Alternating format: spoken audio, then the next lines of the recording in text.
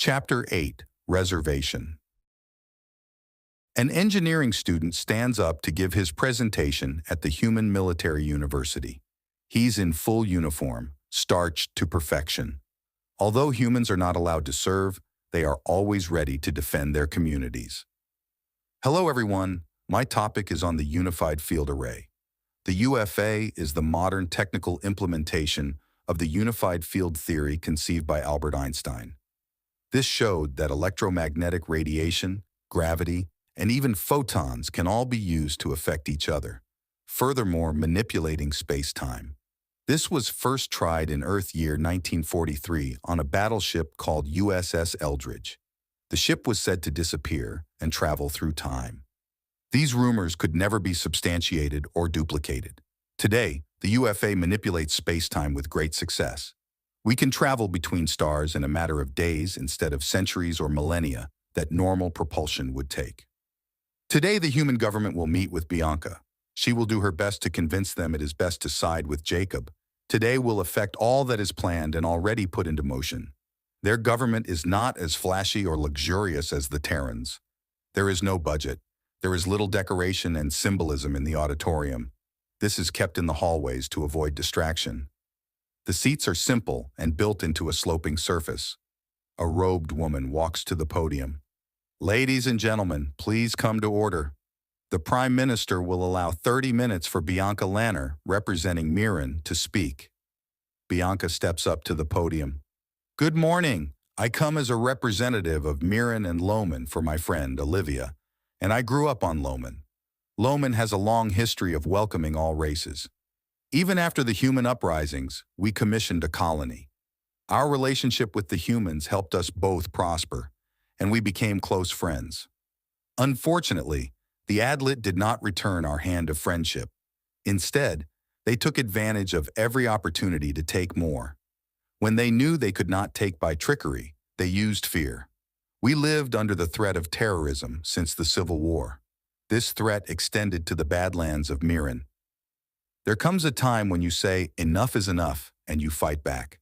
Unfortunately, the Chancellor does his best to make us out to be evil warmongers bent on revenge. We only want peace. Our circumstances dictated our actions. When we did fight back, we found deep, dark secrets. We found thousands of cloning chambers for a new Horde army and thousands of ships to carry them. They threatened all of us. You once rose up against the inclusion of the Adlet in the Empire. You understood what could happen. Even faced with this evidence, the Chancellor still spoke ill of us. We do not seek confrontation with Terra Prime or the Empire as a whole, but if they stand in the way of peace, we will have no choice. We cannot have peace unless we are ready to fight for peace. The Adlet are not the only threat. The Warren have been coming ever closer. I urge you to unite with us to create a united front against these threats. Thank you for your time. Some humans clapped as others sat in their chairs with arms crossed. These issues truly divide the humans. Most recognize the threat of the Adlet, but many believe this is only an excuse to take power. At any rate, the invitation was cast. Bianca and Olivia made their way to the halls and came face to face with Jeremy Forrest and the Chancellor's security chief, Connor Rain. Jeremy spoke first. Bianca, he smiled. I was wondering if we can have a word with you. Bianca was a bit surprised. Of course. Jeremy motioned to a side door, and they both went in. Bianca is ever so conscious of her surroundings and always determined to keep control of her environment. Being a woman should be a help. She began to walk slowly around Jeremy. You do look like him. I wonder if everything else is the same. Bianca, exclaimed Olivia. Jeremy kept his composure. He knew this would happen. What are you up to, Bianca? You don't just go places to have speeches. Usually chaos and destruction follow. I think I was insulted. She began to walk around Connor, putting her hand on his chest. What do you think, Connor? She knew his name as she always knows the characters in her play. Connor's temper rose. I think you're a master manipulator, full of deceit. Bianca turned her attention back to Jeremy. I hear you want to meet him. Is the date set? Yes, answered Jeremy. We will meet on Acedia in 10 days. You can't take him from me. I won't let you. She turned around. Are you done with us? Yes, but be warned, we're on to your game. Don't try anything on Frontier or we'll revoke your diplomatic privilege. She smiled and walked out the door with Olivia in tow. Jeremy looked at Connor for a moment. I don't like this. We should have just watched her in secret. She knows we're watching, Connor remarked. This was to shake things up a little. It's one thing when a threat is hidden, yet another to see it in front of you. Jeremy grunted and walked out. Connor remained a moment and pulled a package out of his pocket and examined it. Bianca and Olivia got back to their transport to return to Daddy's for one last visit. Olivia gave her opinion of the event. You are so touchy-feely. I'm not sure if those guys didn't like girls or if they used every bit of their willpower to not show it. Another transport got a little too close to them. Bianca yelled, "Hey, idiot, you're too close!" The other transport opened its door, and the trader captain was standing in it. He pulled out his gun and rapidly fired, disabling their transport and causing it to fall from the sky. "Hold on," yelled Bianca. "What the hell do you think I'm doing?" yelled Olivia. The transport hit the ground, spinning once, twice, 3 times while spinning off parts. When it finally came to a stop, Bianca slowly pulled her way out and sat up next to the debris. When she looked up, she saw the captain waiting for her. "I survived the crash, as did you," he said. "But you won't make it off Frontier alive, bitch." He tried to pull the trigger, but he was the one who was shot. Olivia had crawled out of the other side and shot him. Bianca reached for her communicator and tapped it. "Daddy." The device beeped, and her dad answered, "Daddy, I've been in a crash. Hold on, baby. I'll come get you." "Okay." It had just turned morning where Gorky was staying. Since he didn't wake on his own, Jenny decided to wake him. He's never had a happier morning. Hot breakfast and hot coffee smells filled the air, but something on the news caught his eye. "What's that?" "Turn it up," asked Gorky. The newscaster was standing in front of a crash site explaining the scene. It is believed that this ship was sabotaged, which caused it to crash on Frontier.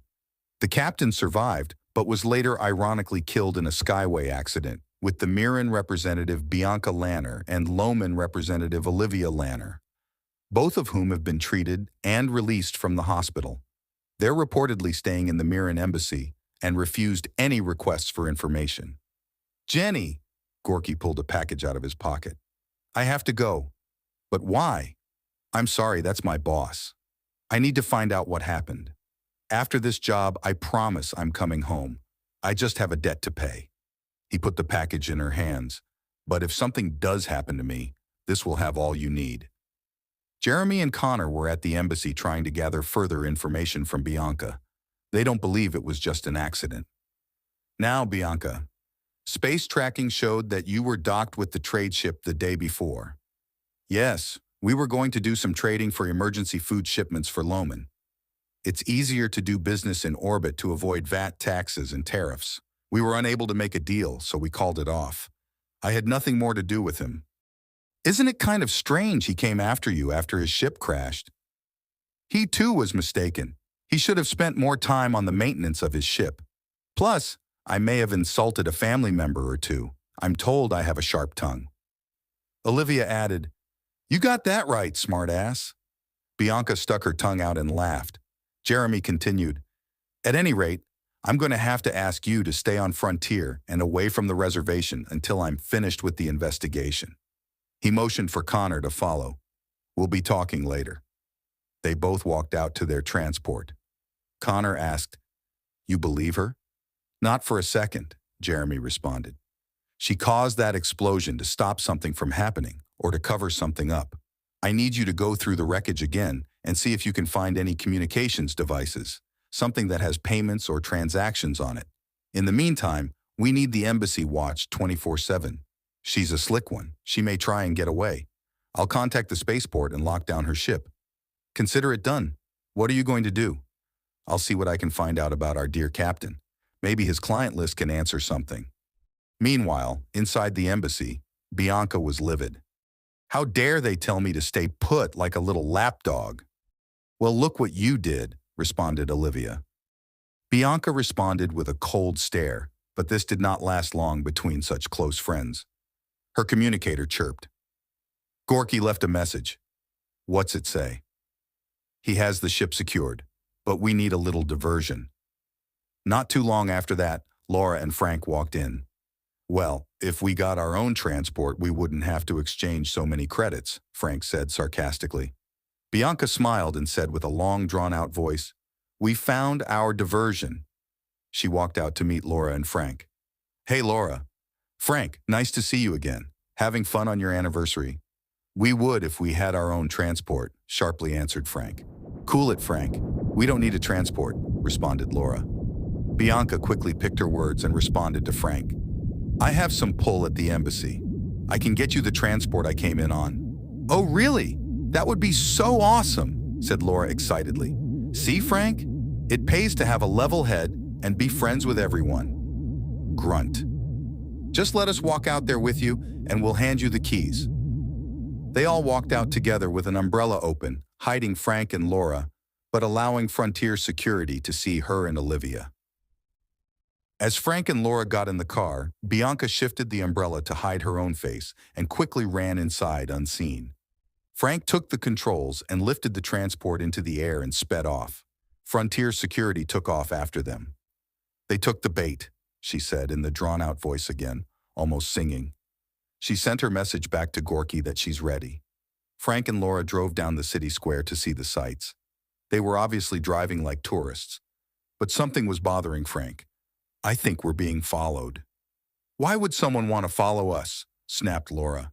Maybe it's an adlet wanting revenge. He turned around the corner. He followed us. Oh dear, I'm too young to die. Judy told me that trouble followed you. Did I listen? No. It wasn't much trouble being married 25 years. Shut up and go faster, she said, looking around. He's going faster. I know, dear. He steered the car into a flip and around another building. Hang on. Oh, I'm going to be so sick. You're not getting anything from me tonight. I never thought I would. Suddenly, the transport came under remote control. It slowed to a stop and landed. Frank opened the door to peek out, and Laura had her purse ready. A half-dozen security cars surrounded them. Jeremy and Connor got out of their transport, looked at the couple, and realized they'd been duped. Jeremy looked at Connor and said, She's good. We need to get back to the embassy now. But it was already too late. Gorky was hovering Bianca's ship over the embassy, long enough for both Bianca and Olivia to get on board. I trust you didn't have any problems? Not since I swapped the ship's registration code with some guy called Connor Rains. We should have smooth sailing. At first, Bianca became concerned. Then she just started laughing. The ship's communicator started beeping, and she clicked answer. Connor's face popped on and said, Only the guilty run, Bianca. You realize you can never come back again. Jeremy was sitting silently in the background. Oh, I'm not so sure about that. I'll be back before you know it, she chuckled. For once, you're doing all the talking, and Jeremy is the quiet one. Jeremy casually came to the screen. Where are you off to now, Bianca? Well, I can't tell you, but I'll just say not far. I hope you and my brother have a good time. But for now. She kissed her hand and blew it to him.